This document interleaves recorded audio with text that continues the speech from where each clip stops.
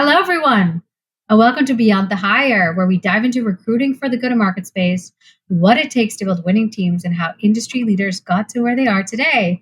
Today, we are accompanied by Jim Conti. He is the talent manager at Hyde Park Venture Partners. We're very excited to have him here.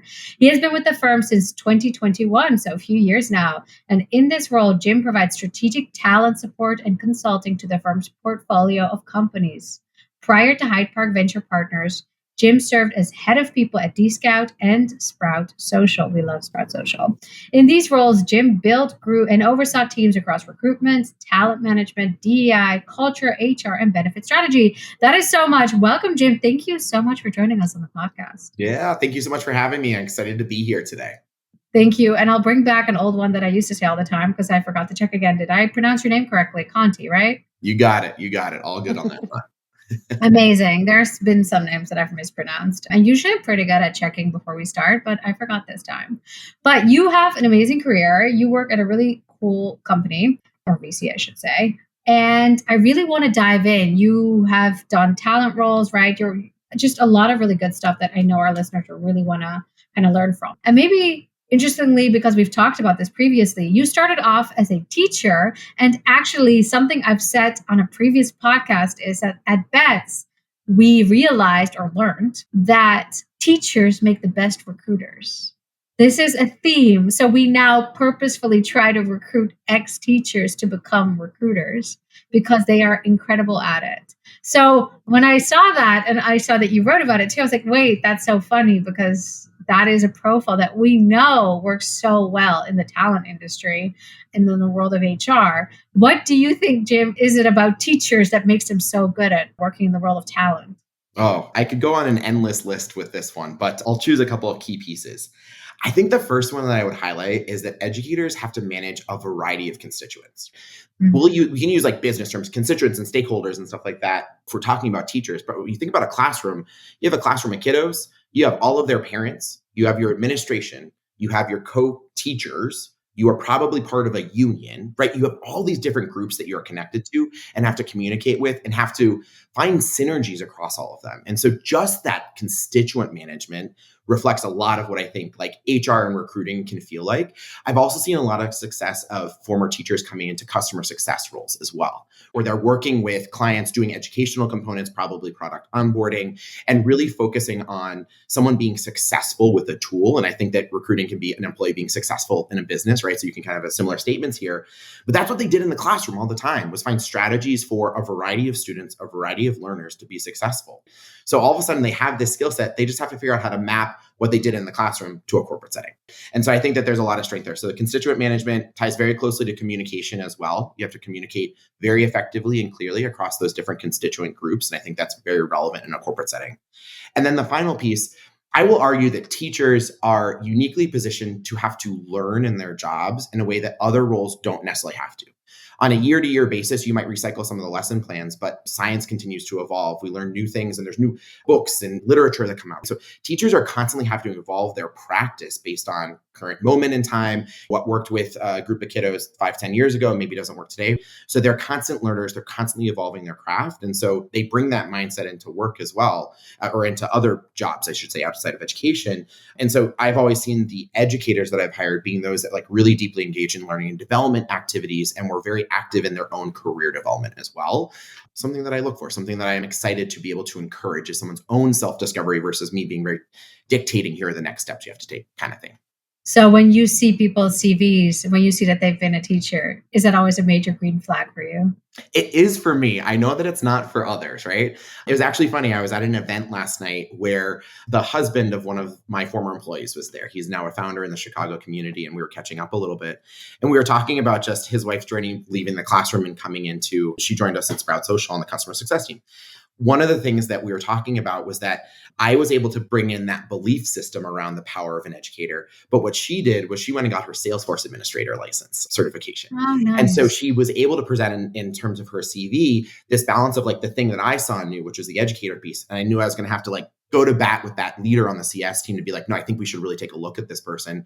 But then I got to the bottom of the resume and under that skill set section, she had the Salesforce admin. And I was like, oh, you've done the work. You've started to make those inroads to figure out like, how do you translate what you've done into this setting type of thing.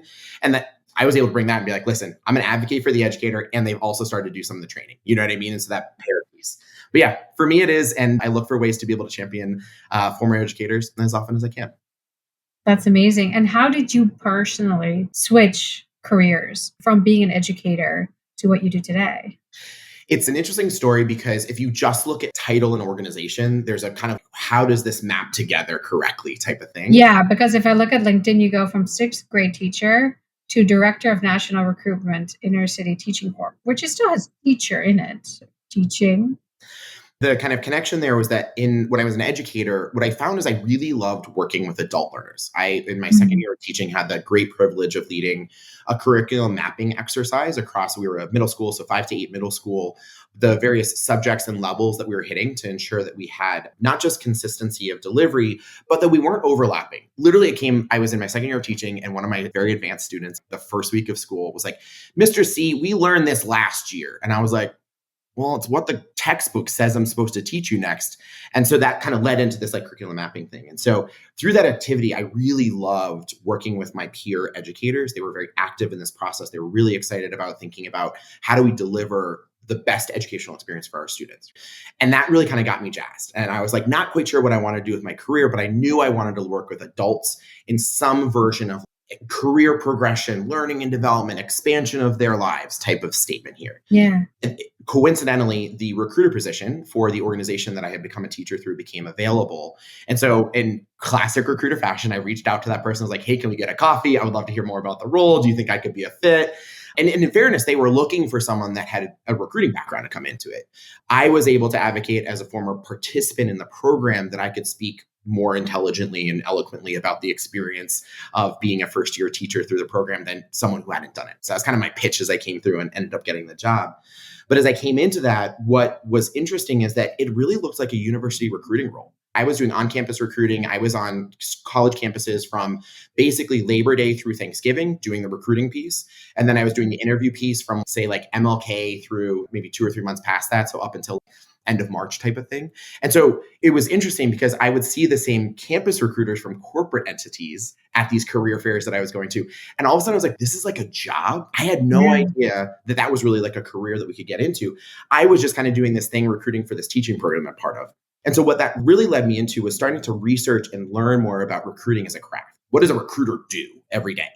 And started to mirror the work that I did at the nonprofit after what I was learning from my peers in kind of corporate or agency settings. And so in the time that I was there, had some of the most diverse and competitive classes of candidates coming through our process. Again, largely because I'm pulling in these experiences and learnings from other folks in the industry and applying it into this nonprofit setting. And so it really got me jazzed on that piece and really got me excited about it. So that was kind of one element. And then the second element, because I talked a bit about leadership and learning and development kind of stuff too, I pitched and it was approved that as part of my role, I also ran a second year, so our program was 2 years, for our second year teachers, a leadership development program where I help them identify leadership and strategic projects within their school settings, similar to the curriculum mapping exercise that I had done, to have a greater impact outside of their classroom as well. Because we are as an organization trying to evolve, not just doing teacher certification, but really developing leaders within the school settings. That could be a principal, that could be an instructional leader. That could also be a classroom teacher who is that kind of go-to model for other teachers in the school. So we had a lot of variants of what that excellence could look like. But I got approved to run this program, and our teachers did all sorts of really cool stuff, ranging from launching after school programs for kiddos to stuff on like curriculum and instruction side to grant writing to be able to pull in like additional resources and stuff. And so between the two, it just kind of really satisfied that adult learner, folks that are really kind of driving forward in their careers community that I wanted to be working with. And so kind of one thing led to another. And it's just like, oh, this is recruiting in HR. If it's done well, this is what it can look like. Not that I would say I was great at it by any means, but I was learning a lot in the process. Yeah. And that's kind of what started it. And so it's interesting because, again, we'll go back to like, you look at the title and you look at the org and you're just, I don't quite get it. But it's these pieces that kind of made the whole thing. The last part that I will share here, and then I'll kick it back over to you. When I took the role at Sprout Social, which was my first tech company, came in under the title of recruiter. So it was the first kind of HR hire that they'd had. It's been kind of PEO services, hiring managers that manage their own recruiting processes, a little bit of agency support, but I was the first like dedicated person. The kind of two parts here. One, I was coming through the interview process. I'd gotten connected through kind of networking world as many of these early hires at a startup can happen. And I had a very good friend who was a senior tech recruiter at Dropbox at the time. And before my final interview, I'd reached out to her and I was like, hey, can I pick your brain a little bit? And she, for 2 hours the night before my interview, walked me through 1,000 different questions that I had. So I was like, I've recruited teachers. Is that the same for engineers? And she's like, kind of, sort of, not really, but here's what you need to know. And it was really that conversation that helped to start to rewire my brain from nonprofit and education recruiting into startup and tech recruiting. What are the lessons I pull over? What are the new things that I need to learn? And I think one of the things that I did in that final interview was a very transparent, here's what I'm going to be great at on day one, and here are the things that I'm going to need to learn and I'm going to need support on. And I think that transparency really spoke to the team at Sprout and really kind of set the foundation, particularly with my technical leadership, to say, I know I'm not a tech recruiter and I know I'm not probably the profile you want, but I can learn and I can get it done. And they responded to that. So kind of that piece. And then the final piece was, as I got started, the team started introing me to agency partners that we were working with. And there's a leader of a recruiting firm here in Chicago. I'm not going to name any names. This guy is still a very good friend of mine. But in our first meeting, he sat across from me. He's like, why would Sprout hire a teacher to do this job? And I literally just said to him, I was like, just wait and see. And Oh my gosh. Sprout has since IPO'd. I've now gone on to help support a second company and now a venture firm. So I think my statement and confidence at the time was validated. And he and I still joke about that conversation whenever we catch up because it was the valid piece of feedback at the time. But I think it really comes from, there's this balance of skill set and there's a balance of passion and drive, and the two come together, and that's where magic happens. But I love everything about this. I have so many questions and thoughts because twofold. Part one, kind of, it really sounds like you followed your heart without knowing what the role would be that you'd want to do or whether or not it existed. You kind of just followed what your passions were and kind of made that into a role. You took opportunities, you made and created your own opportunities and really follow what made you, I mean, it sounds like happy. I know that sounds silly to say in a career, like do what makes you happy, because at the end of the day, we all need a job to make money. But Also true. Something I feel like I don't hear enough of, and Aisha, correct me if I'm wrong, right? It's just people following their hearts and just doing what makes them happy and kind of creating opportunity and figuring it out that way and being like, oh, is that a job? I'm going to do that job and I'm going to slowly work my way towards that. Yep. Which I find really interesting. And then, I mean, like three-parter, really. Another part is now you have that experience where people gave you the opportunity when maybe on paper you weren't the right person. I'm sure we have a lot of listeners, right, who on paper might not be the right candidate for whatever role they're going after. They have some insecurity about what their CV looks like or the experience they have, but they're trying to figure out their passion, or maybe they already know it. Mm-hmm. How do they walk into a room confidently or express or even get seen? What's your advice? Because obviously it's been a while, but you were able to kind of break through and be seen for the talent that you were versus just a teacher, which is also an incredibly difficult job, but just a different job. Yep. I have a couple of thoughts to share here. The first that I come to, and it's something I find myself talking a lot about when I'm supporting candidates in the job search right now, is that there is this element of authenticity that is really important. Bring an authentic self forward, really be truly who you are. And that if someone that you are reaching out to, trying to interact with, etc., can't see that authenticity, they are not your people. And I think that as humans, we too often chase the thing that the door closing or someone saying no to us versus saying, okay, that person is not my person. I'm going to go find people who are my people, type of thing. And so the first thing I often kind of come back to in that statement is I was very fortunate to find myself in rooms with people who believed in me, that saw the authenticity and the opportunity that I saw in myself, kind of thing. And so it's a little bit of self-confidence, but also self-awareness to say, I'm in a room of people that they are not my people, or in a conversation or whatever it is, and to walk away from that. And I think that that's a very hard thing for humans innately to do because we want people to like us and to want us, and et cetera, et cetera.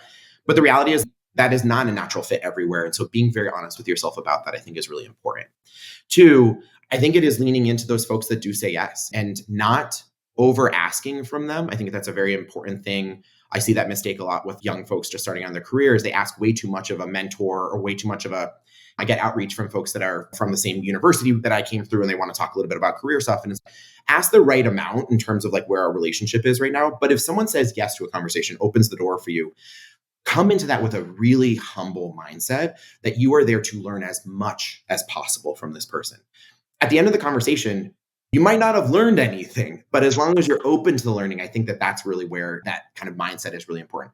I say that a bit frivolously because I do think that it's a very easy thing to learn at least one thing from someone when you meet them for the first time. I think that everyone has something to offer up. But I think that that humility coming in, really kind of being open to learning and to hearing from someone what they can share is really important. And then I think the final thing that I would share, and this is maybe kind of more in the networking advice, but I think it has really helped me open doors. After that, being very supportive of that person and their mission and the work that they're doing. And I don't think that that has to be big, big things. Not like you have to go out and spend thousands of dollars on their product or something. You can if you want to. But it can be just as simple as celebrating them on LinkedIn, sharing their updates, right? Just like participating in their journey with them. And also just having those little tidbits. They're seeing you continue to show up kind of thing. So I think about that a lot in the journey that I was on, because when I made the transition to Sprout, it was probably a close to a year process of interviewing and having conversations, because I was not trying to run away from where I was. I was ready for something new, but I was also not trying to just jump ship. And I think that that space really gave me the ability to navigate to just like very different corners of the world. And I think the last thing I'll kind of throw out there is that aside from my first job as a teacher, I have not come into a job that either I knew existed before someone told me about the job, or into a job that has not had a job description. And so to your point on like kind of creating your path and kind of the, how do you kind of believe in yourself and follow passion? I don't have the perfect answer to it, but I do have the answer to say that if you do that, things do materialize and in ways that you can't even quite imagine today. And I think that there's a little bit of faith you have to put in the universe to kind of follow that. No, that's really interesting, because I was going to ask, because we love asking this question, right? How did you get the job at Start Social? Like, did you see it written down somewhere? Did someone tell you about it? How did you get in the room? Yep. Network. Through that journey, I had been very intentional when I was catching up with friends and former colleagues, just kind of giving a little bit of the like, what do I want the impact of my work to look like on the other side? Talked about wanting to work with people, talked about I saw my own success through others. I love, and I can talk about this now. Kind of, I didn't know I was looking for a recruiting job necessarily at the time, right? So I can talk about it in retrospect, but I love the fact that the role that I was in was finding people who had opportunity, who had skill, and they were looking for that chance. And that the biggest sign of success for me was when that person got promoted. That was always that symbol of success that I love. It's like, oh yeah, 6 months in, you already got that promotion. Heck yeah, we definitely hired the right person. So I didn't name it that at the time, but that kind of celebration of people was part of my narrative. So a buddy of mine from school, we had caught up. A couple months later, he was the first customer success hire at Sprout. And in all hands, they were talking about team expansion and we're going to need additional recruiting support. And so he just texted me. He was like, hey, I think we're going to be hiring a recruiter over here. Is that what you were talking about? I was like, maybe. I did recruiting before. I can do it again kind of statement. And so he introed me to the COO over at Sprout, Rachel. And we had a great first conversation, just kind of about who we are, philosophical approaches to recruiting. I was asking a lot about like the company and the culture. And then I told a little of that story about kind of as I got into the process, working with my friend who was at Dropbox to really kind of form up a bit of my corporate and tech recruiting mindset. Yeah. But I think the initial conversations really focused on Sprout was really trying to find someone who was going to be a champion of the culture that they had very proudly developed, and they felt very protective of that for good reason. And I think that that was the part that was kind of the first checkbox before skill was like, oh, Jim can actually carry the culture here and can represent it well out in the world in a way that we feel is authentic to who we are. I think that that was kind of the first thing that got them to say yes. And then we moved through some of the more tactical pieces kind of thing. But yeah, it was an interesting moment because I was in a very broad search. By the time I got the offer at Sprout, which was here in Chicago, I was talking to a nonprofit executive search firm that was based in New York, a clean energy company based in the Bay, and then another education leadership development nonprofit based in LA. That's where my search took me, was 4 different cities, really, relatively speaking, 4 different industries and 4 different places.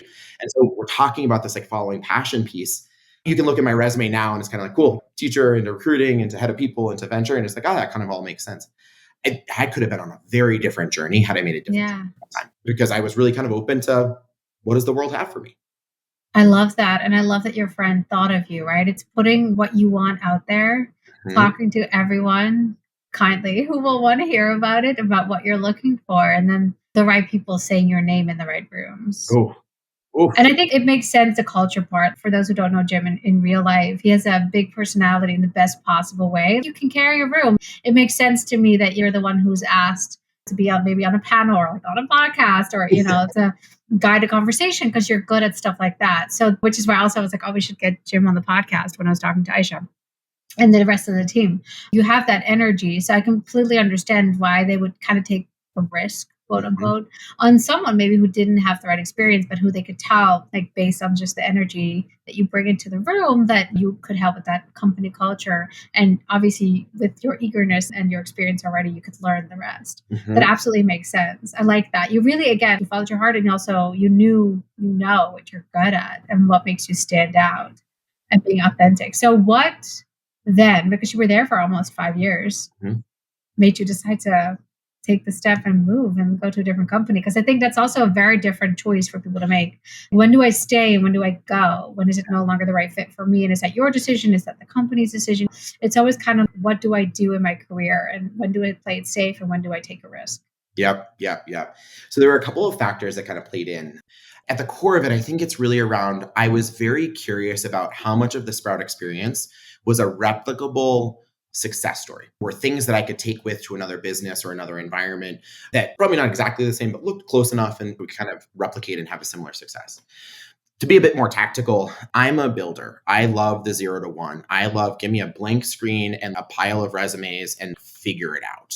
That's fun for me. Yeah. By the time I started to think about a transition, I had been very fortunate to grow with Sprout. I was the first HR hire. We were about 50 employees. About the time that I left, I had a team of about a dozen reporting into me, mostly on the talent acquisition side, but some kind of HR people ops folks as well. I had a peer on finance who managed benefits for us from an administration perspective. So we were kind of tandem there, but people ops, the HR stuff lived in my world. There was a day I was working on probably the 5th iteration of our performance reviews. One of those things where the Google Doc itself was monumentally shorter than comments on the right-hand side. And I just had this moment where I was just like, this isn't it. I'm glad that we've built this as far as we've gotten, but I'm not a fine tuner. That's not my specialty. And so I had this like moment there. And it kind of in the same timeline, Sprout decided to bring in our first chief people officer. A woman named Maureen Calabrese took the job, joined us from Ray's Marketplace Incision previously. And one of the experiences I had as she got up and running was in our one-on-ones. It was the first time in my career that I sat across from someone who talked about the practice the same way I did. We talked about, who do we want to be as an HR org? What do we want our employee experience to look like? Not just the tactical block and tackle tactical stuff going on, but really like philosophically, who do we want to be? And so it might sound a little weird, but between like the kind of like fine tuning I was doing on some of my project work and having a senior leader come in who cared about the practice the way that I did as well, I also had this kind of freeing moment of like, oh, I don't have to hold this. Someone else can help support as well. And Maureen was a fantastic partner as I was kind of thinking about a transition and very supportive as I stepped away. But it's kind of the combination of those things. I wanted to get back to building. I wanted to test out what was actually best practice that I had picked up and could replicate somewhere else. And I had someone I could leave the organization with that would care about it the same way that I did. So it was very much kind of that satiating on a couple of fronts.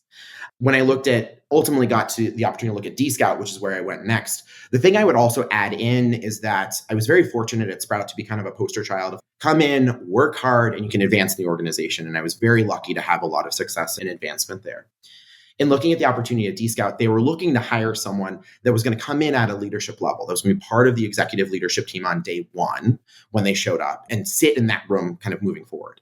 That was an experience at Sprout that I had a little bit of. I spent time with our executive team, kind of varying settings and different kind of setups that we had, but not a consistent seat at that table. And so that was something that I was really curious about. I wanted to know more about what that executive leadership experience felt like. And so when it came over to dScout, it was interesting. It was about a 50-person organization. I was the first full-time HR hire that they brought in. So kind of a very similar pace from where I'd come from initially at Sprout. But really with this difference of, one, I've done it once over now, so I can reflect on that a little bit. And two, coming in at that executive level. So I really look at my time at Sprout as the rocket ship moment. I really learned a lot about solid people in HR practice, what it meant to really focus on nurturing company culture as the team grows and expands. That's where I got a lot of that masterclass. And then at dScout, I learned a lot about being an executive within a business, operating as one of the people who is really the steward or shepherd of the business, not just for my function, but really being responsible for the holistic success. And so that was really where I got that kind of executive masterclass. And both of those being wildly important for the role that I'm in today, I kind of tap into both of those experiences quite a bit. So how did you get the role at dScout? Yeah. Network is going to be the answer here. The kind of funny story is that one of our sales leaders at Sprout had left Sprout and gone over to dScout to be their head of sales.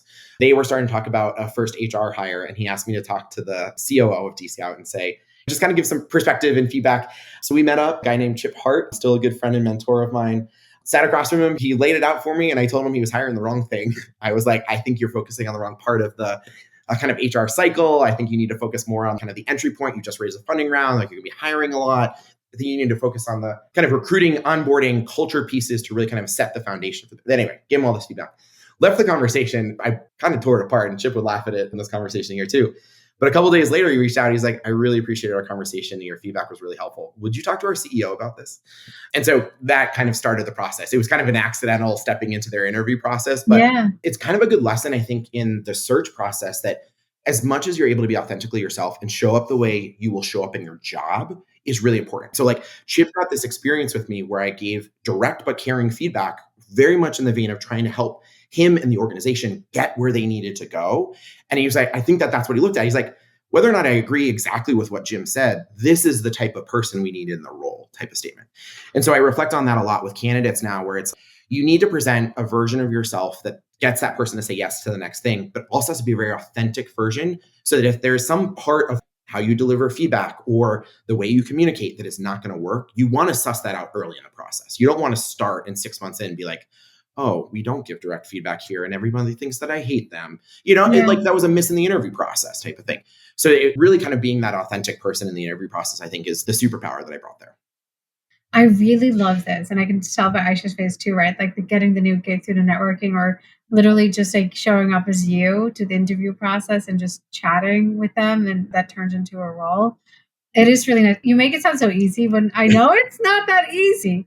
Before we move on to Hyde Park Venture Partners, any advice on how to make it easy? I'm going to go back and do a combination of kind of two concepts here. One, your people are your people. The people that are not your people are not, and authenticity.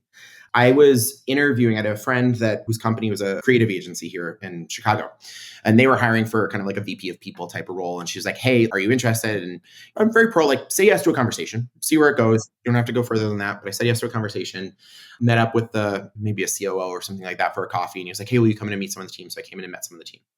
One of the meetings I had was with their CRO. So I walked into his office, and it was almost like the most quintessential image of a man of a certain generation, mahogany desk, sports memorabilia all around.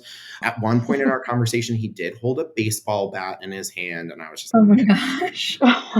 this is great. And so I sat down, and the first thing he said to me was, Jim, no offense to you, but I actually don't know why we're having this conversation. And I was like, oh, I'm here interviewing for this VP of people job. Kind of explained who I chatted with and how I'd gotten to this moment. And maybe there wasn't an interview prep moment or whatever. He says, no, I understood that part. I don't understand why we're hiring someone into this role. I don't think we need it. And I was like, oh, okay.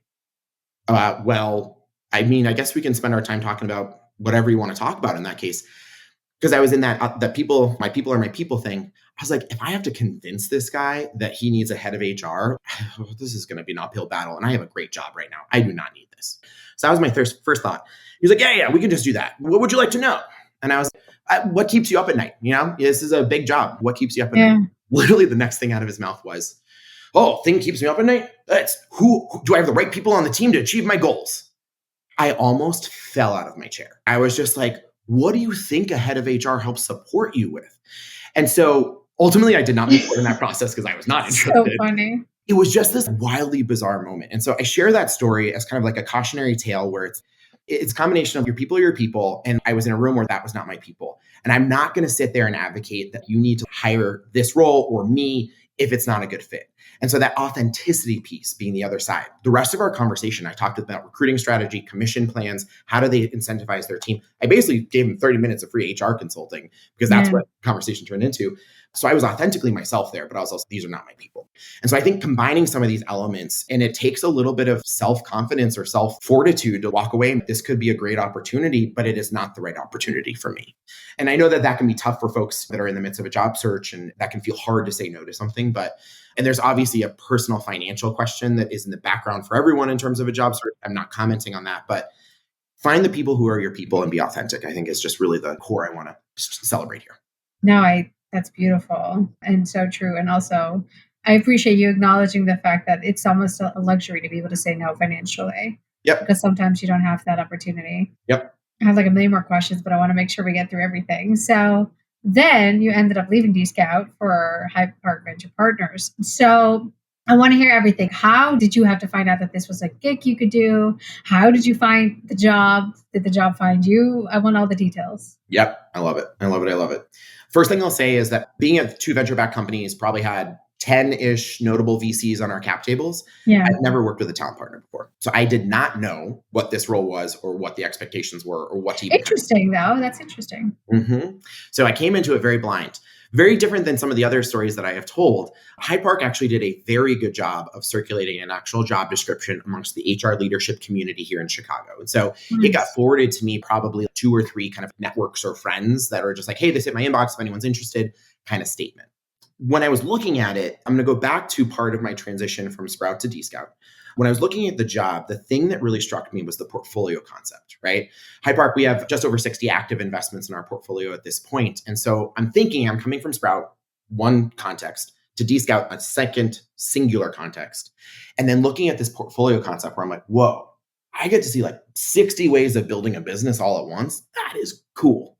So going back to that, what are actual best practices? What has actually made these places and spaces successful? And how much of that can I graft into other settings?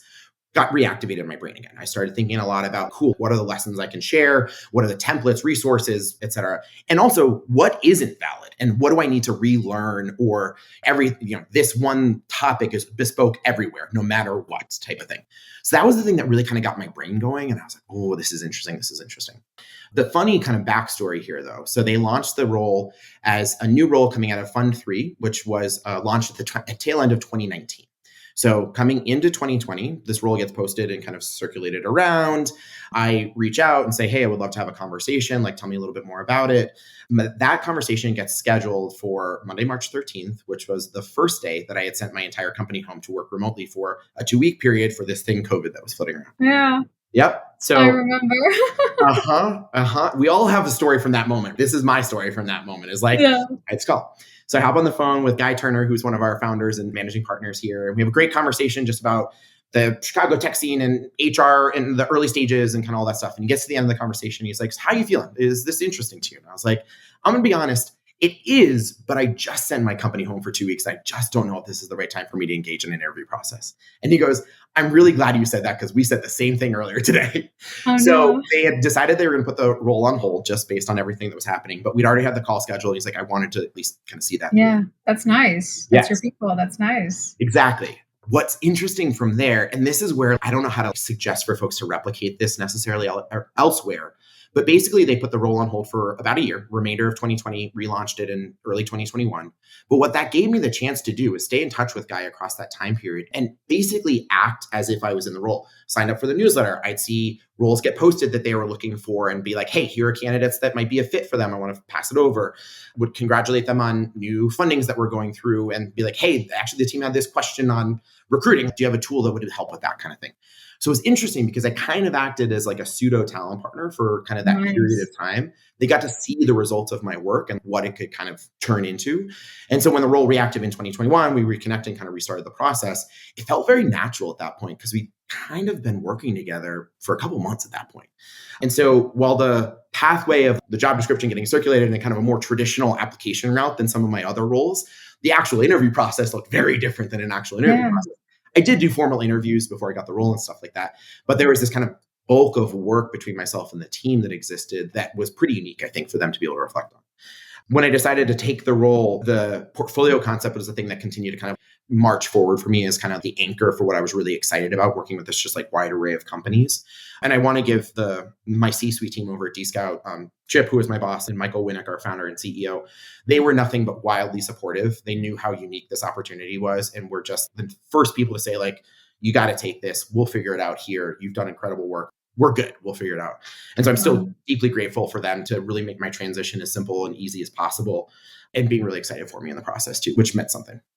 That's really beautiful. And I hope Voice to Workplace is where people can support success versus be angry that you're leaving.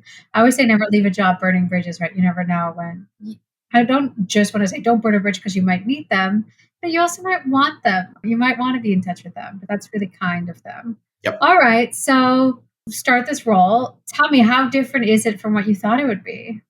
Very different.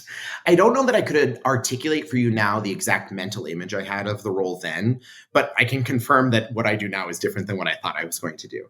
I think I thought a little bit more that this talent partner role was one of, I don't know quite the right word, but kind of like a fully integrated role within the firm.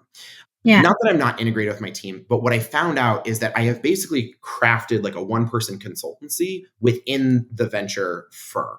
And it's just that my client base is specifically our portfolio of companies. Yeah. But when we make an investment, we are often the lead investor. But even with that, we have a minority stake. So whatever percentage it is, it's less than 50%. And so we don't have the seat at the table to say, you're going to go do this and you're going to work with Jim on that.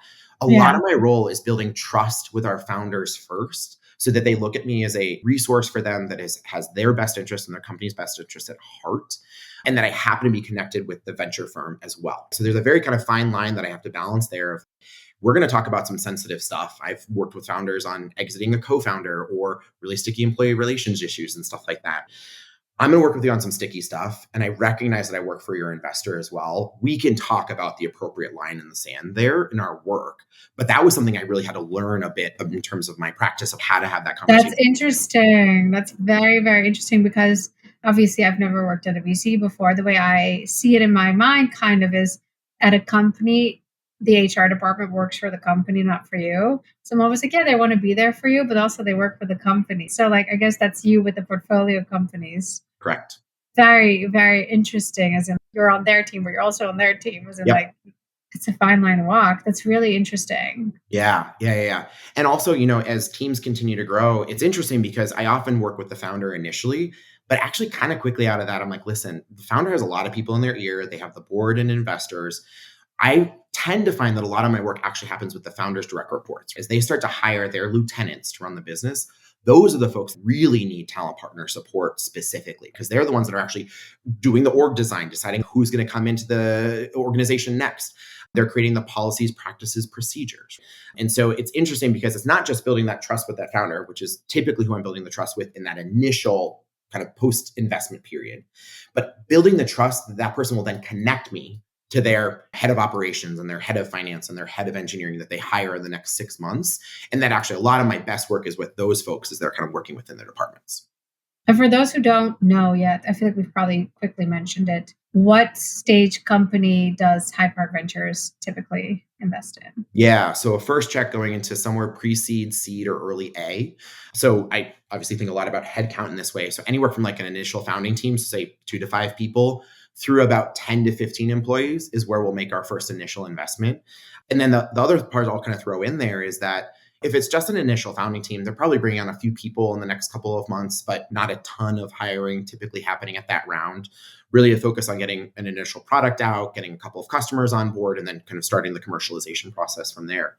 So it's interesting because I have to, again, build that relationship of trust with our founding teams in those very early stages, but also have that relationship continue to build until they kind of get to that Series A, which is typically when there's more people, a little bit more complexity, some of the employee relations issues start to pop up.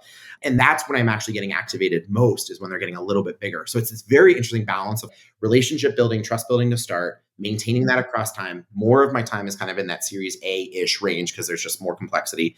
But I can't ignore a pre-seed team for the next 3 years until they're Series A type of thing. You know what I mean? I'm too late at building the relationship. They'd be like, where have you been? The last 3 years as we've been building. So it's a very interesting kind of balance of time and energies on my end to make sure that I'm really kind of having those touch points across the portfolio that are meaningful for the company or founder at the moment in time that they're in. That's so interesting. And what does success look like for you? Like when you're looking at your past quarter, right?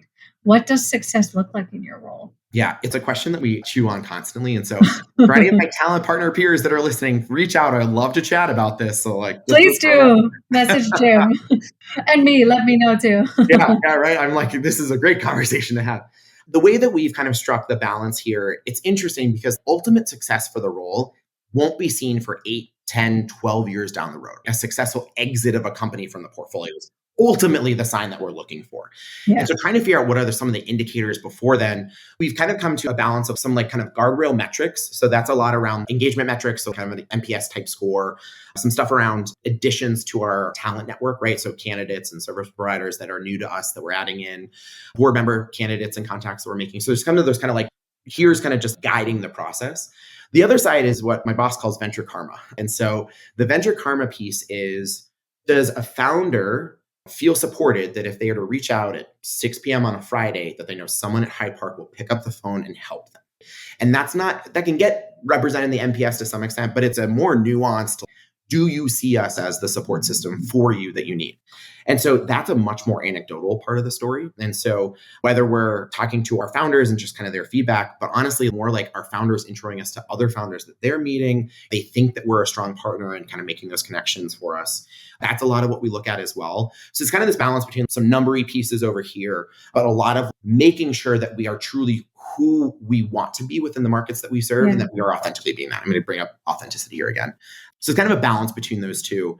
But then with the ultimate, are we seeing exits coming out of the portfolio? Are those exits meaningful? And thus, we've put the right executives in place to be able to support the business and blah, blah, blah, blah, blah. Kind of those longer tail pieces too. I love that. And in line with that, do you remember like your best hire at a company? That's a great question. If I'm going to answer that question, I will have to only be selfish in answering that.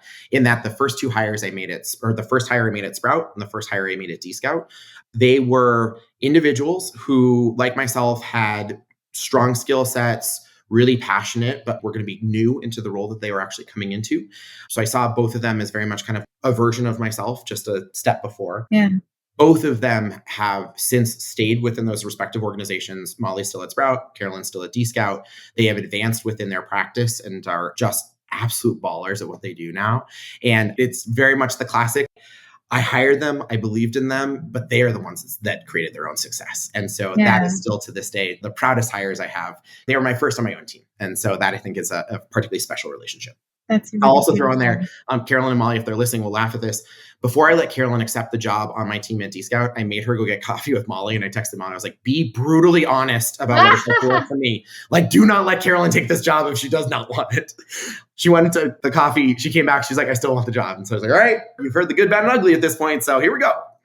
That's really funny. I actually recently had an interview with someone for the marketing team at Bets, and I pretty much just gave all the bad stuff because I said, I just want you to know everything. You know what I mean? Like, don't get me wrong, it's great here, but here's all the bad stuff. Yep. And if you still want it after that, let me know. And then I heard through the grapevine back from my boss saying, oh, I heard you shared all the, and I was like, I did. I just need to make sure that they know what they're getting themselves into.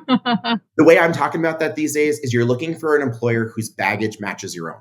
No place is perfect. Every place is going to have some baggage. But is it nice blue suede baggage over here and nice blue suede baggage over there? Cool. We can hang out. We can do this. Yeah, no, I think honestly, when you start and suddenly the job is something completely different, or the people are wildly different, then something somewhere went wrong in the interview process. I know we don't have a lot of time anymore at all, but final question I'll ask is any candidate red flags, like anything that when candidates do this, you immediately they're not right for the job. Anything that they, when they're here listening now, can say, okay, I should never do that because that's terrible. And it can be as simple as, don't submit a 5-page CV or something about their LinkedIn presence. What is something that if they do this, you're like, it's not going to work out? Yep. Two thoughts here. One, banish the use of Easy Apply on LinkedIn and Indeed and Glassdoor and all those other platforms. Candidates, hear me. Your profile looks like crap on the other side. They do not present you well. If you find a job you're interested in, actually apply to the job. Do not press that. So leave LinkedIn and just go to the website of the Correct. Go to the company's website. Okay, actually apply for the ATS. Present yourself well. Do not use the Easy Apply. That's going to be my number one thing, and I'm just going to rant on for a second here. The second thing I want to say is that I think that the real power the candidates hold is that they are able to present the version of themselves that someone needs to see to say yes to the next conversation. We've talked a lot about authenticity in this conversation. I will say be authentic, but there are different parts of your story that will resonate differently with different people. Don't be afraid to highlight those and get yourself out of the here is the same 3-minute intro I give absolutely everyone.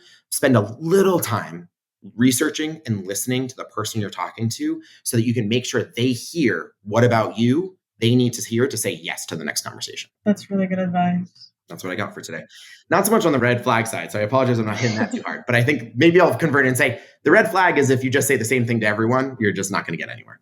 Yeah, no, I think that's really good advice. It's hard out there, obviously, and Yes. everyone wants to put their best foot forward. So it's always good to know what should I avoid doing to make sure I come across the way I want to come across. But thank you so, so much, Jim. This was, I mean, I knew it was going to be great and it was amazing. I really appreciate it. There's like a million more things we could have discussed, but as always, we're out of time. Oh. But thank you so much. And for everyone, just go follow Jim Conti on LinkedIn and maybe slide into his DMs if you have specific questions for him. If you're a fellow talent partner and you know what success looks like, let him know because he'd like to discuss it with you.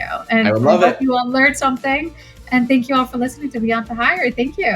Thank you so much. Thank you.